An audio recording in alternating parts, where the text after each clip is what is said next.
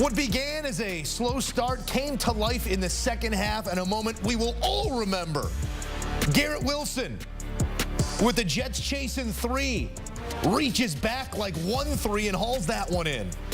It was the opposite end zone to the Odell catch, but a moment in time there as well, and then punctuating it with a Davante Adams hookup.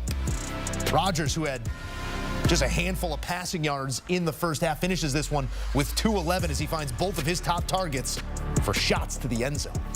Here's a look at that box score. 21-13 is your final. Rodgers finishing 22 of 32 with those 211 and the 3 touchdown passes. Wilson 9 for 90, 2 receiving touchdowns. Adams 7 for 91 and a receiving touchdown of his own. This is the first time since 2015 that a pair of Jets wide receivers go for 7+ receptions, 90+ yards, and a touchdown each. Joe Musso alongside the czar of the playbook, King Emory. He's committed to the bit, and for that, we at least got to give him credit. Ryan Wilson going as Ryan Wilson today here on Halloween evening. Gentlemen, this was, I don't know if it was revelatory, but this was a Jets team in the second half that maybe we haven't seen much of, maybe glimpses here or there throughout the year. What changed, and how impressed were you about the second half version of the Jets you saw on this night? They got off the mat, and a lot of times when you get hit and being in a fight, you get punched, you got to punch back. At some point, you got to swing, and we saw the Jets do a great job of swinging in the second half, especially the receiving core. We saw Davante Adams do a great job of getting off the mat, figuratively and literally. We also saw Garrett Wilson get off the mat and show that, hey, I'm a go-to guy. You can go to me in these tight situations with this phenomenal catch and athleticism right there just to get the shin down first. So when the receivers was like, hey, I got to make a play, you got 2 guys realizing they have to make a play. And then the defense, who was getting pressure all game long on C.J. Stroud, started to really tighten up a little bit more in that second half. The Jets finally answered the call in the second and third and fourth quarter. You know, it was always awful when you were a kid and you're getting ready to trick or treat and you get that rainy night. I am not here to rain on anyone's trick or treating, but Ryan Wilson, I want your point of view on that catch. Very much game changing. Shin gets down. Where does the shin end and a knee begin? What did you make of that play, that catch, and that moment in this game? No, I think they got it right. His shin came down just before the knee bone came down.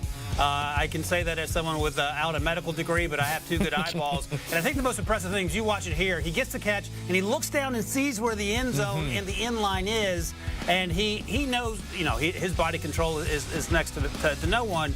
And this is such an incredible catch, and it almost feels like it was a catalyst to turn things around for a Jets team that wasn't. They weren't stuck in neutral. They were going backwards, and the cliff was right behind them. So they just caught themselves there. The car's hanging over the cliff. They got it in gear, and now they're going in the right direction. And the funny thing is, the first half of this game, at halftime, the fans were chanting, "Sell the team." That's how poorly the Jets were playing and have played for much of this season. They lost 5 in a row. They had an 8% chance to make the playoffs before tonight, and I thought that was ridiculously high.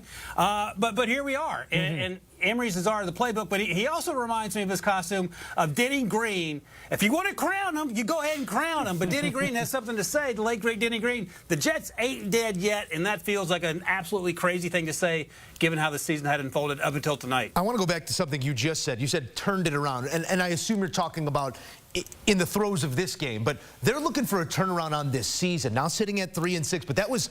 It felt almost cathartic. You got Aaron Rodgers looking up at the heavens. You got everybody going crazy for Garrett Wilson. Finally, a swell of confidence from a crowd. What does this mean? This win, mean, Ryan, for this team now at 3-6? Still no margin really for error, but does this turn things around in the way they believe in that building? I think so, and I think Jeff Ulbrich, the interim head coach, I think they're buying what he's selling, and he feels like a no-nonsense type of coach, and I know the players like him. You can say Robert Saleh got a raw deal, and you would probably be right, but Robert Saleh's no longer there. The other thing I'll say is this, and Aaron Rodgers had a history prior to arriving in New York where if things were going sideways and it was halftime and they were down by 2 or 3 scores, he might mail it in once or twice a year. He would just regroup for the next week. You didn't see that from him tonight. You saw the run down towards the end zone. It was called back, but he ran hard for a 10-yard gain or so, got up, pumped his fist, came back, then threw I think that's the next play, threw the 3rd and 19 touchdown pass to the Garrett Wilson that we've been talking about. Came back late in the game, hit Davante Adams on this touchdown, again on a 3rd down, I believe. Man coverage, and those types of things, that type of energy, we haven't seen from him consistently. And looking ahead, here's the deal. They're at Arizona. Arizona's playing pretty well, but that's a game you think you could win. And here we have to start playing this game, what if? And then after that, they play the Colts, a team that's trying to figure out who their quarterback is. And then they go into their bye. So even if you split the next two games, and those are winnable games, you're not dead yet. And I think that's what you have to hold on to. I'm laughing. I'm laughing because I just got out of my mouth, sell the team, sell the team. But that's the type of hope you have to hold on to. Even just splitting a couple games, getting to 4 wins, getting to your bye, and making a run down the stretch. Most importantly, they bring a 5-game losing streak to a halt, and it comes against a team well above 500. Let's talk about Houston here for a moment, Emory. Do the Texans have a protection group required? Do you believe that this group has enough talent within it to go where they are trying to go? This is, over the last 3 games, a quarterback under siege in many ways. Well, they have to get healthy, number one, and that's one part of the issue. And second, C.J. Stroud has to help out his offensive line and get rid of the football and not run into sacks. I felt like we saw both sides of the concern tonight for the Houston Texans. The protection broke down. You saw the pocket start to collapse around him a lot. And then you saw C.J. Stroud also try to get outside the pocket, spin out, and then run himself into a sack. We saw that later in the game. So the protection, yes, has to get better, number one. They also have to get healthy, and C.J. Stroud has to help out his offensive line and not run into sacks. But I also felt like the Texans squandered the opportunity to come out here and get a win based off what they did in the red zone. We saw the trick play, the unnecessary trick play with Joe Mixon trying to throw the football to C.J. Stroud. Then you go and miss that field goal. So that particular series of plays is really what got the Jets to get off the mat and get right back in the game and ultimately win it. You're looking at a team that's given up 14 sacks and 27 quarterback hits over the last 3 weeks. That is on everybody, but first and foremost, it's on that group up front. Emory Hunt, Ryan Wilson, offering their thoughts on a massive victory here for the New York Jets. And you never want a loss, but in no way handcuffs this Houston team that has a multi-game lead in their division and a tiebreaker in their pocket. It's a short week.